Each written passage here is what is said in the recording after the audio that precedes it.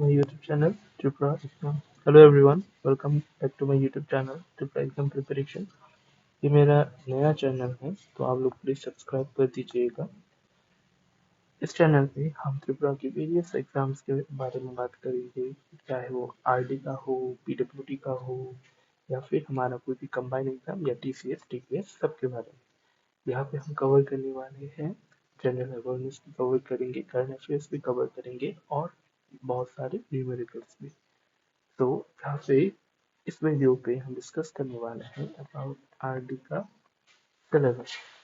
जैसे कि आप लोगों को पता है कि आरडी का जूनियर इंजीनियरिंग का फॉर्म फिलअप चल रहा है और वो डेट एक्सटेंड हो गया 26 अप्रैल तक।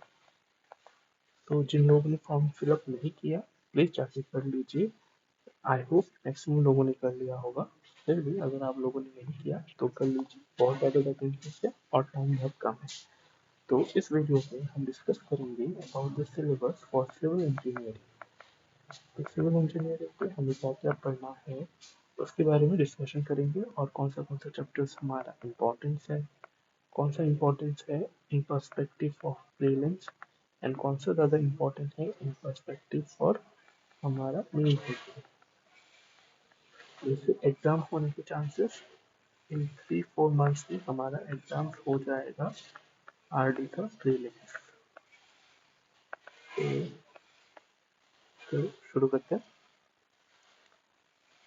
सिलेबस हमारा ग्रेड 5 ये है जूनियर इंजीनियर का। पेपर वन 2 पेपर में होता है, ये मेंस पे होगा 2 पेपर। वैसे तो प्रीलिम्स पे कोई 2 पेपर नहीं होता। प्रीलिम्स पे हमारा 20 मार्क्स का जनरल अवेयरनेस होगा और 80 मार्क्स का हमारा इंजीनियरिंग पीपीटी होगा। तो सबसे पहले है बिल्डिंग मटेरियल्स का। बिल्डिंग मटेरियल्स पे क्या क्या पढ़ेंगे? बिल्डिंग मटेरियल्स पे हमारे डिफरेंट चैप्टर्स हैं, जैसे कि हो गया हमारा टिम्बर हो गया, ब्रिक्स हो गया, सीमेंट मोर्टार कंक्रीट, इन सब का बारे में, इनके इम्पोर्टेंस के बारे में, डिफेक्ट्स क्या क्या होते हैं, उनके प्राइजेस कभी कभी पूछा जाता है, जैसे कि हमारा cost of 1 bag of cement, ऐसा कुछ कभी कभी क्वेश्चन पूछ लेते हैं। तो हमें वो सब पढ़ना पड़ेगा। ग्रेड ऑफ सीमेंट के बारे में पढ़ना पड़ेगा। ठीक है। फिर देखिए हमारे पास सॉलिड मैकेनिक्स। सॉलिड मैकेनिक्स पे इलास्टिक कॉन्स्ट्रेंट, फिर हमारा स्ट्रेस, मोर सर्कल्स, बहुत इंपॉर्टेंट मोर सर्कल, वो सब पढ़ना पड़ेगा। फिर डिजाइन स्टील स्ट्रक्चर्स पे हम पढ़ेंगे principles of working stress method, design of rooms, principles of ultimate load design, वो सब। फिर होगा हमारे पास design of concrete machinery structure. Design of concrete machinery structure पे हम यहाँ पे पढ़ेंगे लिमिट स्टेट डिजाइन के बारे में, प्री स्ट्रेस कंक्रीट के बारे में, ये सब। फिर आता है construction practices and planning and management. ये मेंस के लिए बेस्ट इंपॉर्टेंट चैप्टर है, मेंस के लिए बेस्ट इंपॉर्टेंट है, लेकिन प्रीलिम्स में इनमें से देखा गया है कि हर एग्जाम पे 2-4 क्वेश्चंस तो आते ही है इन प्रीलिम्स। एंड इन सब में से अगर मैं सबसे इम्पोर्टेंट चैप्टर बोलूँगा तो ये बिल्डिंग मटेरियल्स इम्पोर्टेंट क्यों है, क्योंकि ये इजी स्ट्रक्चर है और इसमें से maximum number of questions exam में पूछे जाते हैं, स्पेशली इन प्रीलिम्स। जैसे कि ये आरडी का है और मेंस पे जो होता है इसका डेफिनेशन बहुत डायरेक्ट डेफिनेशन आ जाता है। और फिर हम बोलें डिफेक्ट, इफेक्ट, इन सब के बारे में किसका, बिल्डिंग मटेरियल्स का। तो ये सब है हमारा पेपर वन। ना पेपर टू, पेपर टू अगर हम प्रीलिम्स के पर्सपेक्टिव में देखें तो इट्स वेरी इंपॉर्टेंट। उसमें फ्लूइड मैकेनिक्स में जो हमने सेकेंड या थर्ड ईयर में पढ़ाई किया होगा, इसमें से बहुत सारे सवाल आते हैं, फॉर्मूलाज आते हैं, बहुत सारा डायरेक्ट फॉर्मूलाज भी देते हैं एमसीक्यू पे, डायरेक्ट फॉर्म।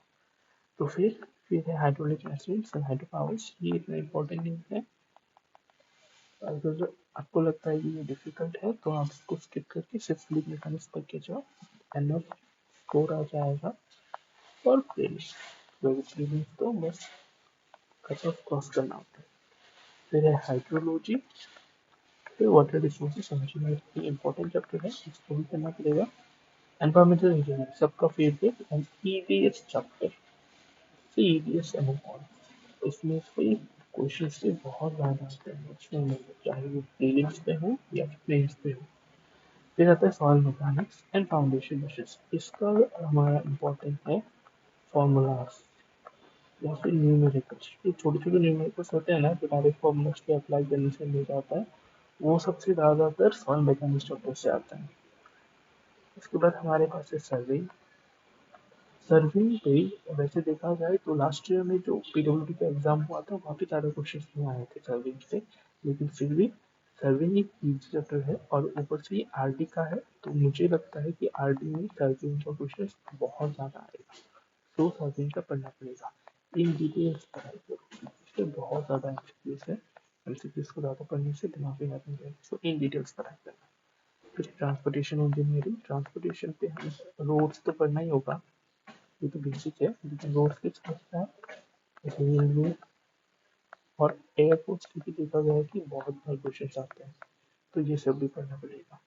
इस पे हमें ग्रेड के बारे में याद रखना होगा, बहुत सारे नंबर्स याद रखने पड़ेंगे in case of transportation engineering. तो जैसे कि मैंने आपको बोला था ये नया चैनल है मेरा, तो यहाँ पे मैं रोज एमसीक्यूज अपलोड करने वाला हूँ और उसका डिटेल सोल्यूशन दूंगा, डिटेल सोल्यूशन, चाहे वो आरडी का हो, T3 का हो या फिर टीपीएससी का, एनी एग्जाम रिलेटेड यहाँ पे प्रीवियस ईयर्स के क्वेश्चन सॉल्व किया जाएगा, प्लस टॉपिक डिस्कशन होगा। आई होप ये वीडियो आपको हेल्पफुल लगा हो, तो please kindly subscribe my channel, do like, share,